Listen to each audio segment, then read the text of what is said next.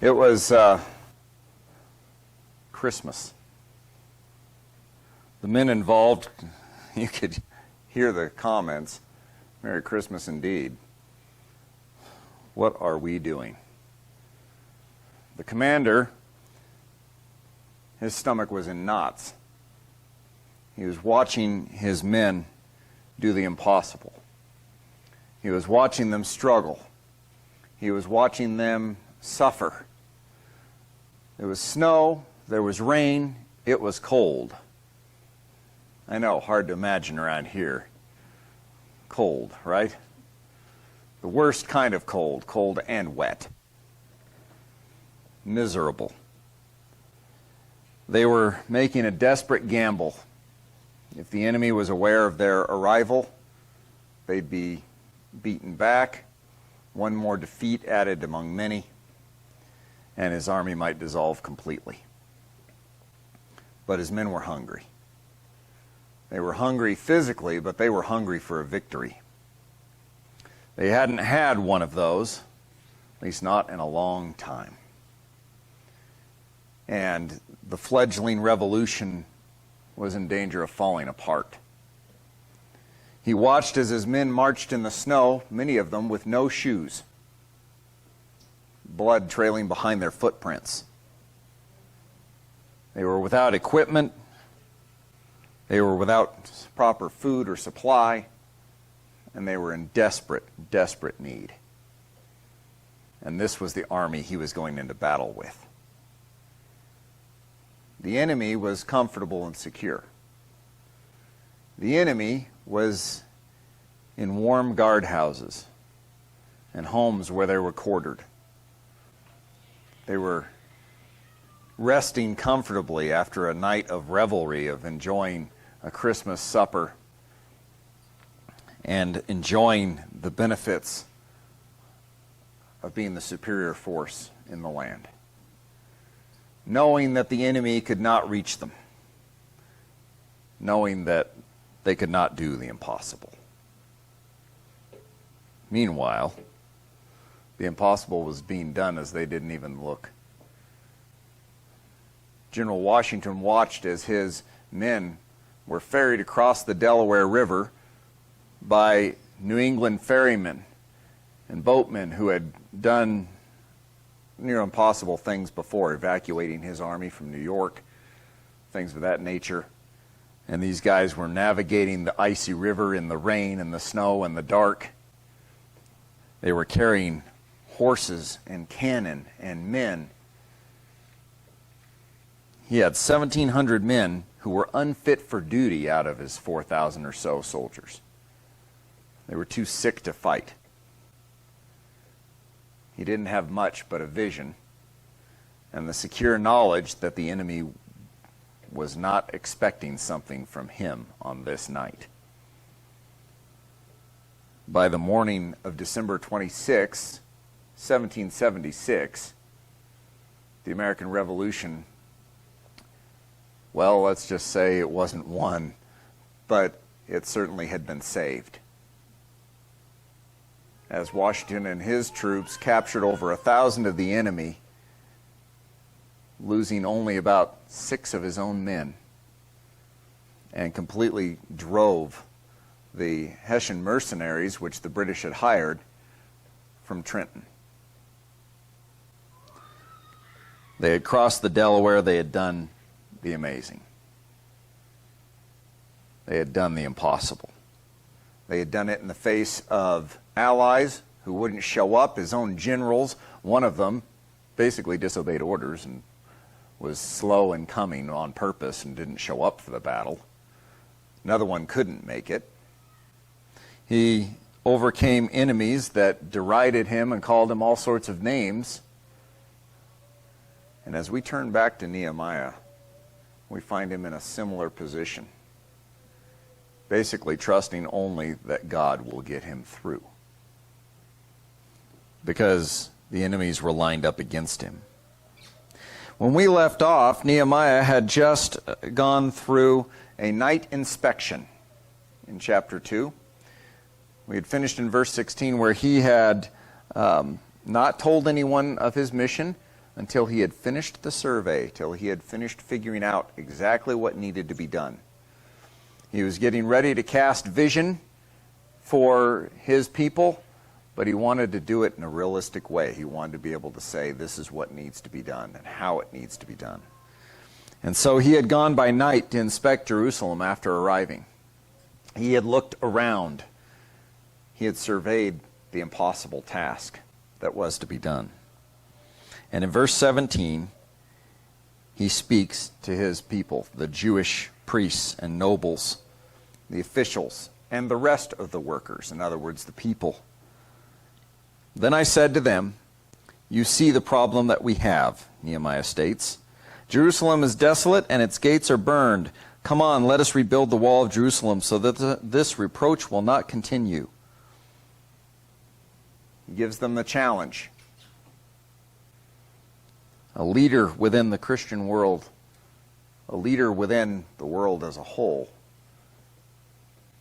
does well when they challenge their people. When they challenge people, come, let us do this thing. I noticed the difference between a leader and a dead person early on. I was playing a game in high school. It was a rather large game. There were about 200 high schoolers involved. We were playing a game of capture the flag. And I was leading the way. And I had my troops with me, as it were. Until I suddenly noticed that I was completely alone. The difference between a leader and a dead man is the fact that someone actually follows the leader. Alone was not good for me. It did not work out well. Thus, Nehemiah challenges his people. It's time that we, as believers, we were challenged. We need to challenge each other. We need to be challenged. And he challenges them. He says, you see the problem that we have. Look around you. You guys know this problem. You've discussed it over dinner. You've prayed over it in frustration and fear. You've dealt with it. Look around and see it. Let's fix it so that this reproach, this shame won't continue on us. There are many things in the Christian world right now that we need to fix so that this shame doesn't continue on us. Whether it is our conviction when we approach the world around us. Do our politics drive our beliefs, or do our beliefs drive our politics?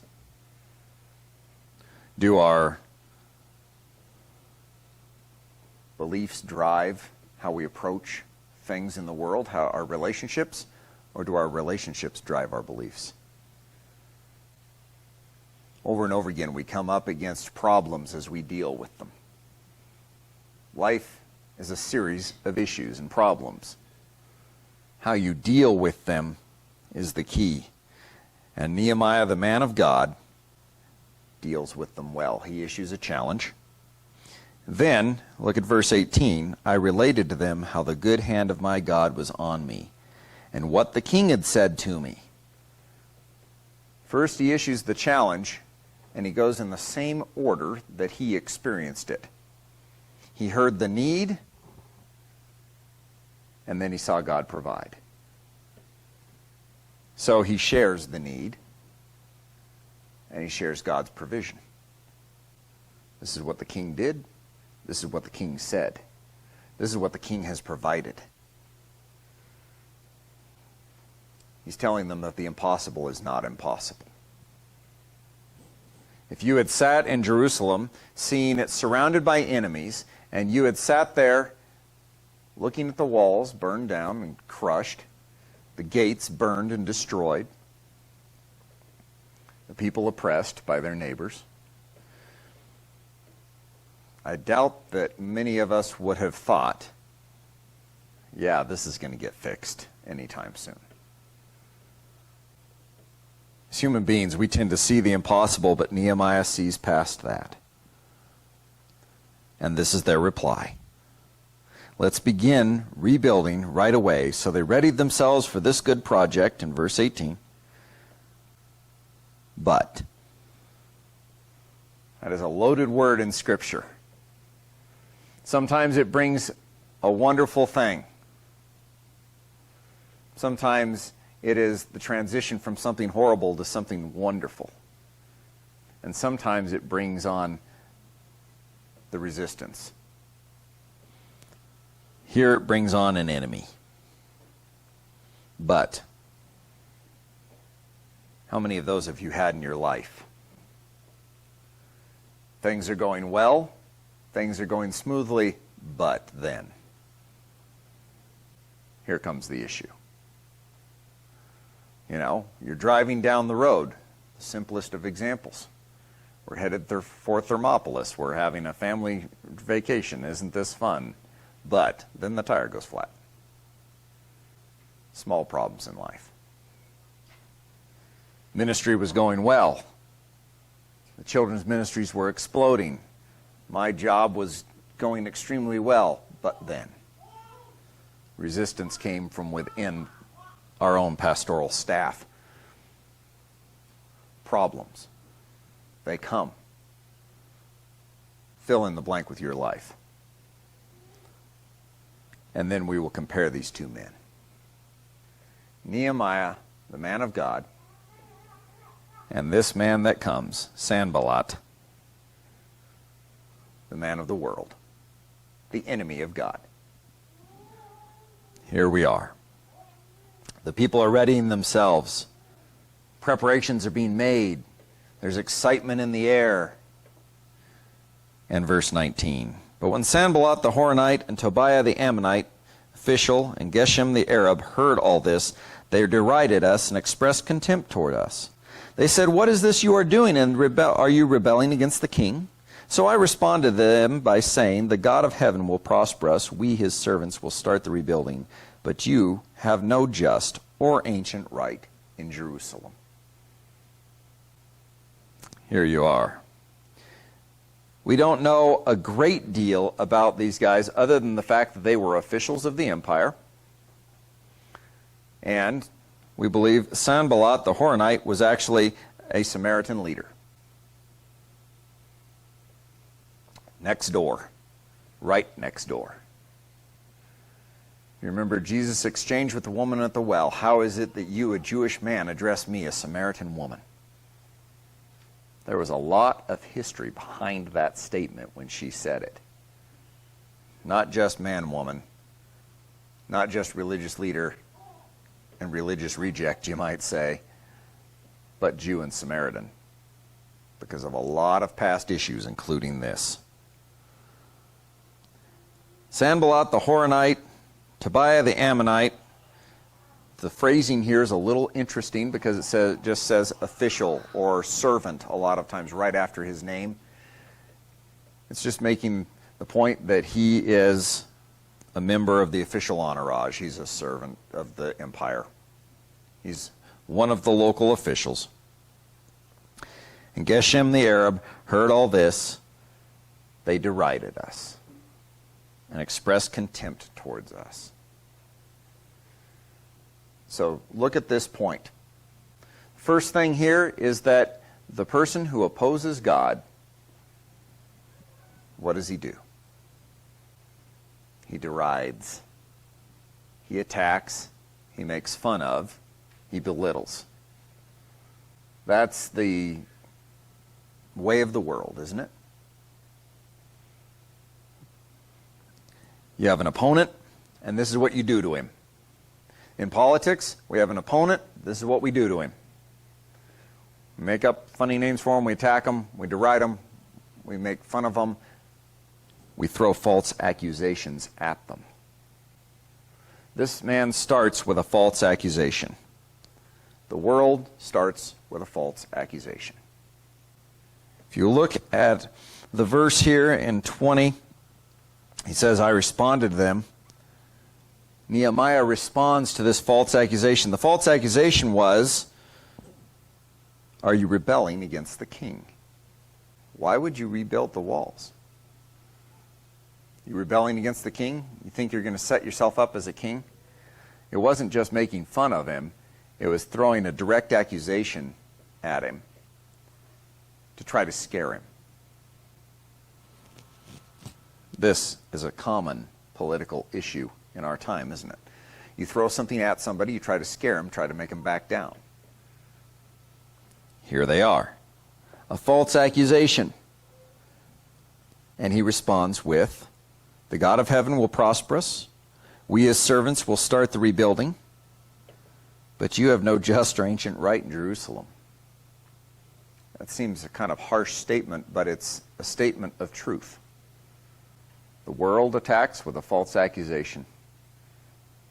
The godly respond with the truth. He makes a declaration of truth. He doesn't insult Sanballat. He doesn't call him a name. He doesn't come up with a nice little nickname for him. He doesn't throw a false accusation back his way. He simply states the truth. Do you state the truth in your life? As a believer, which way do you go? Do we get into this habit of assault, accusation, or do we state the truth? The truth isn't always extremely gentle, but this is the truth. And then he has an interlude here. It says, then Eliashib, the high priest, and his priestly colleagues arose and built the sheep gate. They dedicated it and erected its doors, working as far as the Tower of the Hundred and the Tower of Hananel. The men of Jericho built adjacent to it.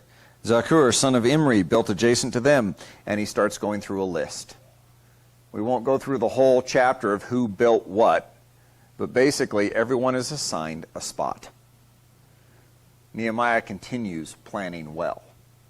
He continues planning it out and having different people build the different sections and do the different jobs that they are good at. He assigns people to the roles that God would have them fill. If you look down, you'll see that in verse 8 he says that this one group, the member of the Goldsmiths Guild, he worked on the section adjacent to him. Hananiah, a member of the Perfumers Guild, worked on the section adjacent to him. They plastered the city wall of Jerusalem as far as the broad wall. He even provided for them to plaster the wall, to finish it, to make it look well, let it look good. Doing the work, putting it all together. And he continues. Verse 17, you'll see, after him the Levites worked. Everyone's involved, including the priests. Everyone has their own section.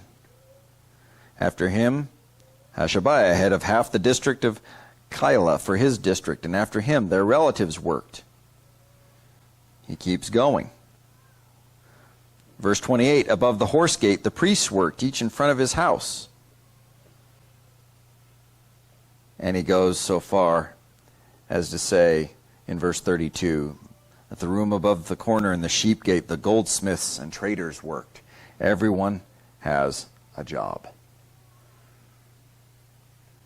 The man of God unites people. The woman of God unites people. They lead them. They give people a vision and they give them the truth. The world divides. The world attacks.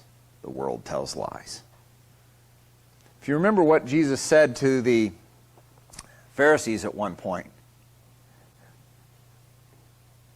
the devil is your father, and he is the father of lies, essentially. You tell lies. You attack. They were acting exactly like the world. Here you see that difference. Now, when you start to do the impossible, you'll notice that as we get into chapter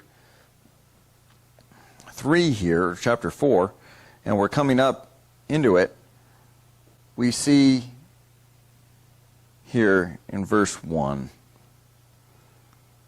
Sanballat heard that we were rebuilding the wall. He thought a mere accusation and making fun and throwing some threats around would stop them. He thought it would work.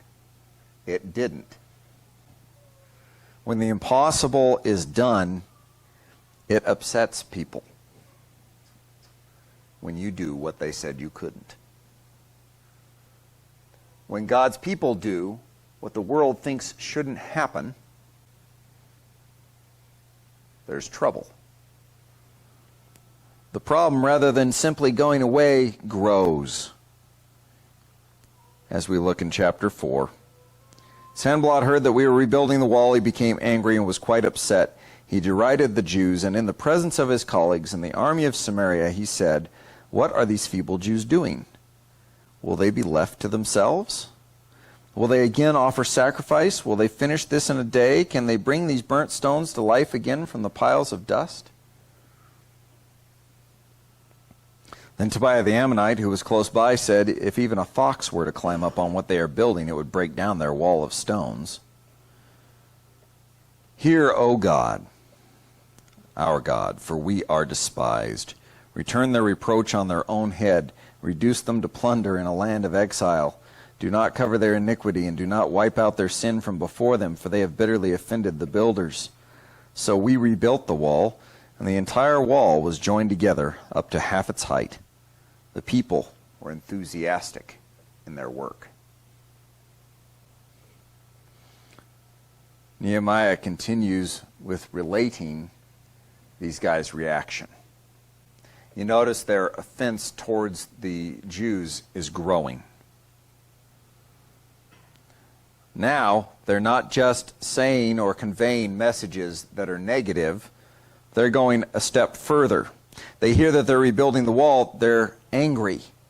They're quite upset. And their job now seems to be a little more than just making fun. Again, they tear down, they deride the Jews. But they're doing it in the presence of their colleagues. They're gathering people together. They're gathering opposition together. The first part of Nehemiah, you see him overcome that big obstacle of speaking to the king. And the king grants him and sends him on his way. And what do we have following that? Obstacle after obstacle after obstacle. Rather than simply he's obeying God and things go exactly as he plans, Nehemiah finds obstacles and the resistance grows. Have you ever experienced that in life? You sit there and you have the thought, "Lord, I'm doing what you asked me to do. Why are things getting worse, not better?" And the response quite often, I believe, is because I'm going to do an even greater thing.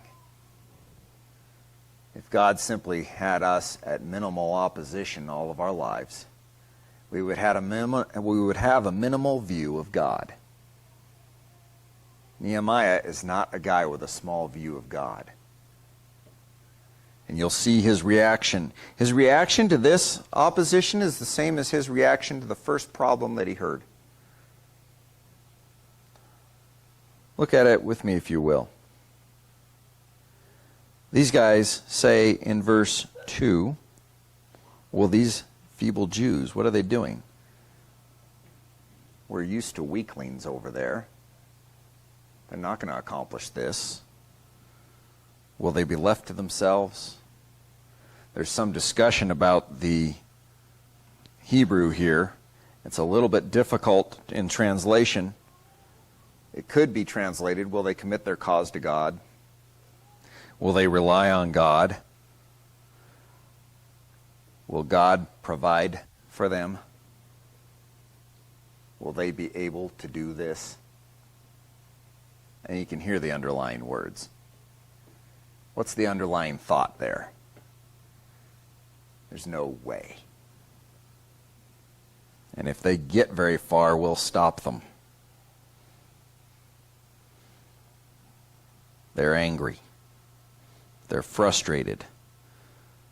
Tobiah makes this false boast that the wall's so weak it'll fall down if a fox jumps on it. These Jews don't know what they're doing. Their God's not going to provide for them.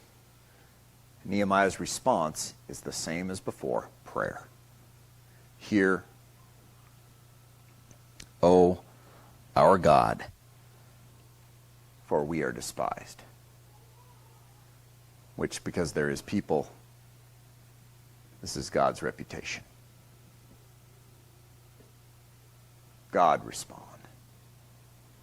The man of the world appeals to those same lies. He appeals to that same attack. He starts to plot. He starts to plan. Nehemiah turns to the Lord.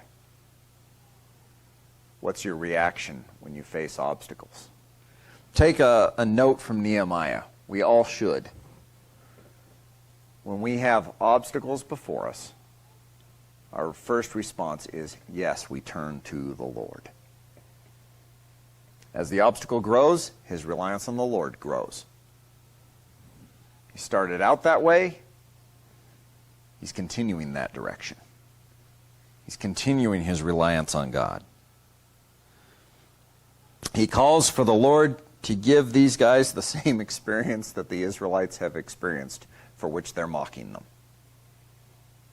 Plunder them, send them into a land of exile. This seems like kind of a nasty prayer in our day and age, where we value sometimes being nice as a Christian virtue, loving others as a Christian virtue, valuing God's reputation is far more important to Nehemiah than simply being nice. He says, God, deliver us. And don't simply ignore what these people are doing as they're attacking us. That is the basics of his prayer. Defend us. And verse 6, so we rebuilt the wall, and the entire wall was joined together up to half its height. They're making progress. It's not where it needs to be, but it's coming along. The people were enthusiastic in their work. Or in the Hebrew, they had a heart to work. Their heart was in it. Because when they could see victory approach, it encouraged them. When they could see progress, it encouraged them. There's a story from the battle when Washington crossed the Delaware, that morning when they hit the town and they attacked, his men were in such a frenzy that the Hessians were completely overwhelmed. The most disciplined soldiers on the planet, bar none, were breaking and running because these men coming at them were crazy. They were insane. They had lost their minds. Of course, anytime I see a barefoot guy with blood trailing behind him screaming as he runs down the road towards me with a 7-foot-long pike, a rifle with a bayonet on it that long, I'm probably going to take some pause and run too. Why? Because they could feel victory for the first time. They could feel it and they wanted it. The Israelites could feel it. The Jewish people in Jerusalem could feel God's blessing. They could feel God's honoring their work. They could see the vision of what was being accomplished, and they went for it. And as they could see it coming around the bend, they could see it develop. Have you ever been in that position? There's a reason that we don't just want to plant a church here. We just don't want to plant just an organization. We could plant an organization and we could do everything for it and do that for a long time. There's a reason we want to be in community with other Christians and working together. Because the vision for what the body is a whole lot more than simply a corporate worship morning. There's a purpose to a sermon. There's a purpose to things like Awana. There's a purpose to our time women's studies, men's studies, coffee, fellowship, prayer. These purposes are to guide us towards the Lord.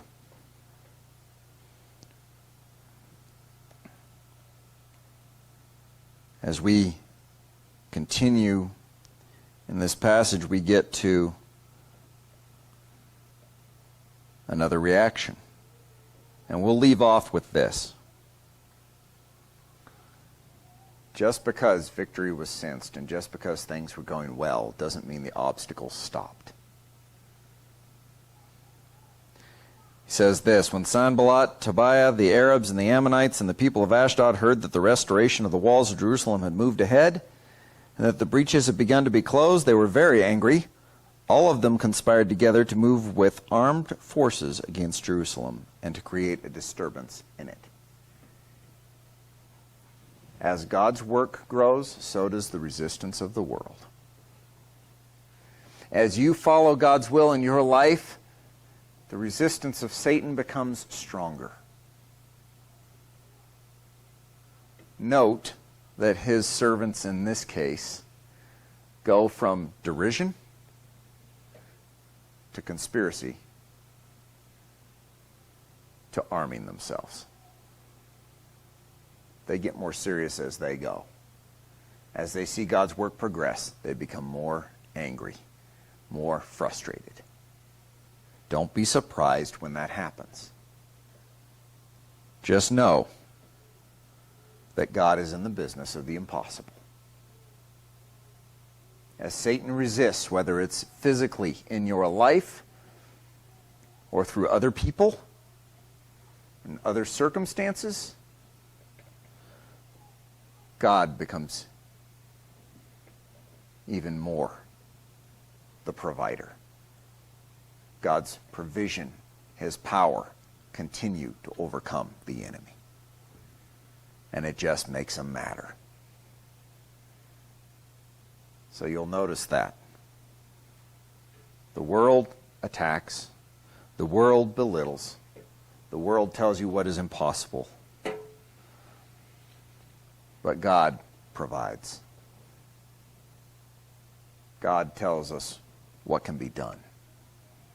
The people of God challenged to do something more. And as they do that, they lead. They tell the truth. They declare it. As Nehemiah declared the truth to his enemies. And they do the work to which they have been sent. Let me send you out with this question this week for you. To what is God sending you? Where does his truth need to be declared? Where is Satan resisting in your life? And know that where his greatest resistance is where the greatest victory is awaiting you. It may simply be in what God is calling you to do. It may be in a relationship. It may be physical issues in your own life. But God is a God who provides. You need to emulate Nehemiah, so do I. Turn to the Lord. Keep the focus on him. And stay focused on where you are, what you're doing. Speak the truth. Build the wall.